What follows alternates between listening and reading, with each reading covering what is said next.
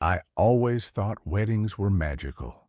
Moments of hope wrapped in satin and silk, promises whispered beneath arches of roses, a chance to believe, even if briefly, that love was enough.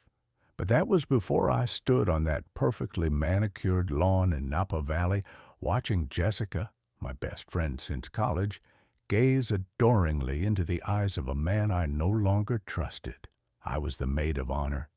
I smiled. I toasted. I adjusted her veil with trembling fingers.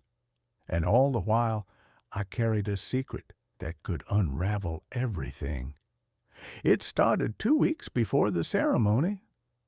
We were in her apartment, a bright, airy place with minimalist furniture and too many succulents.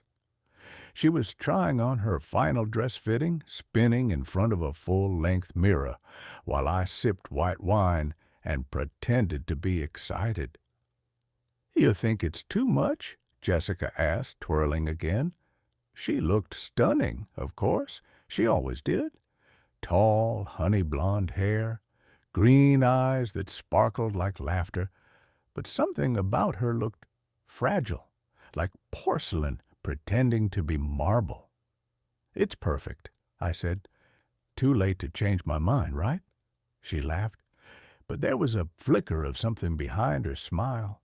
I should have asked. I should have dug deeper. But instead, I laughed too, and we talked about flowers and playlists and how she was thinking of surprising Michael with a handwritten vow. That night, I got a text from an unknown number. Unknown. "You deserve to know the truth before she says I do." I stared at it for 5 full minutes. Then I called the number. No answer. I texted back. Nothing. My chest tightened. It could have been a prank, a wrong number, someone jealous. But the next day, another message came through. Unknown. "She's not who you think she is. Ask her where she really was last Thursday." I didn't ask. Instead, I became a detective in my own life. I went through her social media, her tagged photos, nothing out of the ordinary. A brunch post, a story from her office's rooftop, a photo of her dog in a bow tie. But I couldn't shake the feeling. And that Friday, a week before the wedding, I followed her. She said she was going to her final makeup trial. She left in yoga pants and a hoodie. I stayed a few cars behind, heart racing. She didn't go to a salon. She went to a hotel, room 607. I waited. 47 minutes later, she came out, alone, smiling. Her hair was a little tousled. She called Michael on speaker as she got into her car. "Hey, baby, I just finished up. I'm heading home now. What do you want for dinner?" I couldn't sleep that night. I tossed and turned, going over everything. Maybe it was nothing. Maybe she met someone for business. Maybe she was surprising Michael with a romantic room for the honeymoon. But deep down, I knew. And that's when I made the worst decision of my life. I went back to the hotel. I asked for room 607. I lied and said I left something behind. The concierge was hesitant, but I pushed. I cried. I said it was my mother's locket. He finally relented. The room was empty, clean, smelled like fresh linen and regret. But on the nightstand was a receipt. Room service, 1 Caesar salad, 1 burger, 2 wines, and signed at the bottom, M. Holden. Michael Holden. Jessica's fiancé. My hand shook. I wanted to throw the receipt across the room, to scream, to burn the bed where they'd probably... I couldn't finish the thought. Michael had always been charming. The kind of guy who looked like he stepped out of a cologne ad. Square jaw, navy suits, a voice like velvet. He treated Jessica like a queen in public. But sometimes, when no one was watching, I saw the cracks. The way he'd grip her wrist a little too tightly at parties. The way his compliments sometimes felt like commands. And now this. I left the hotel in a daze. I didn't go home. I drove for hours. The Pacific Coast Highway blurred past my window. I cried, then screamed, then went numb. By sunrise, I knew what I had to do. Tell her. Or do I? It would destroy her, break the illusion, turn her happiest day into a nightmare. But wasn't that better than a lifetime of lies? The rehearsal dinner was the next night. I wore a navy blue dress and a fake smile. Michael kissed Jessica's cheek and squeezed my shoulder with a smirk that made my skin crawl. And then he whispered in my ear, "You should be careful, Emily. Some truths ruin more than they fix." That night, I got another text. Unknown. "She's going to regret everything. Watch the vows." I didn't sleep again. And at the wedding, as Jessica walked down the aisle, tears in her eyes, bouquet trembling in her hands, I realized something. She already knew. She knew about Michael. Maybe not everything. Maybe not the hotel, but something. There was sadness in her joy, a quiet resignation in the way she said, "I do." And then it was my turn to give the speech. I stood with the mic in hand, heart thundering, a room full of champagne smiles waiting for me to bless the union. I opened my mouth and lied. "Jessica and Michael are proof that love is real," I said, voice shaking. The applause was thunderous. But as I sat down, I caught her eye, and in that one look, I saw it. She knew I knew. The reception was a blur of clinking glasses, laughter, and jazz covers of 2000s pop songs. I floated between conversations like a ghost, smiling, sipping champagne I couldn't taste, and pretending the ground wasn't crumbling beneath my heels. Jessica danced with her father, then with Michael. I watched their silhouettes spin under fairy lights, all smiles and sparkle, and yet her smile faltered when he pulled her close.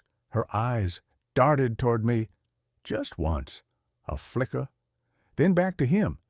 As I stared into my half-empty flute of champagne, a voice pulled me out of my haze.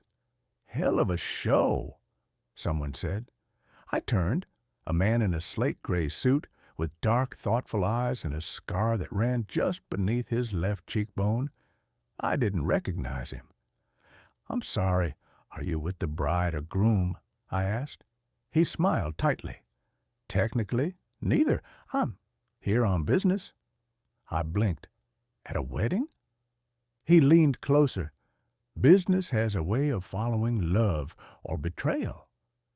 There was a long silence between us before he extended a hand. "Ethan Drake, private investigator." I didn't shake his hand. "Who hired you?" He looked amused. "You think I'm going to tell you that in the middle of a reception? You're implying Michael is being investigated?"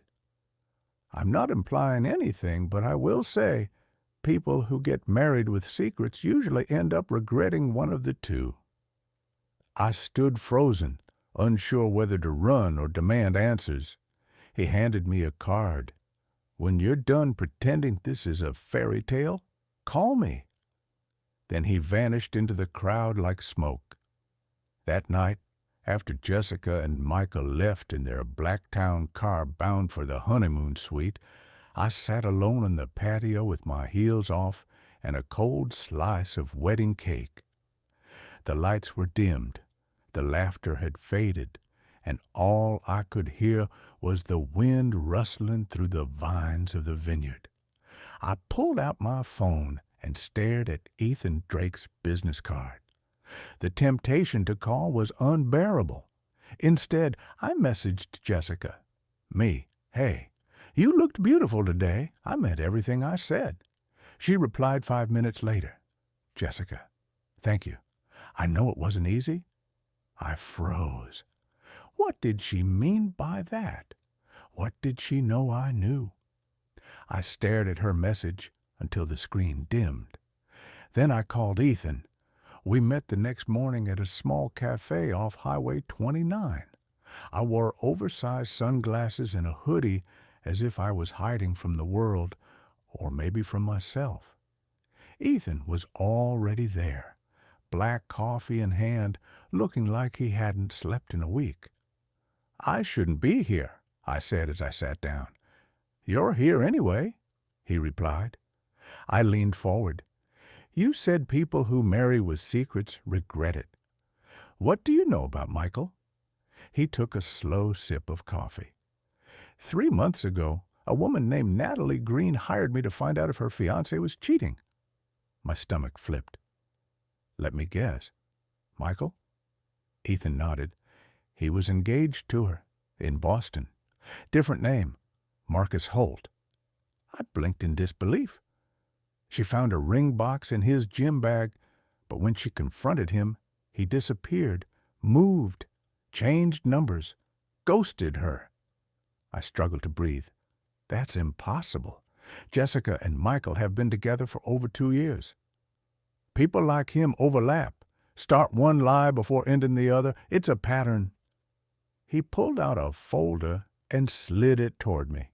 Inside, photos, receipts, bank statements, hotel rooms, dinners, airplane tickets. Michael Marcus had a second life. And Jessica didn't know. Or did she? I left the cafe in a fog. There was only one person who might have known something all along. Jessica's cousin, Miranda. They'd grown up together. Miranda was always blunt, skeptical of Michael, and famously terrible at keeping the secrets.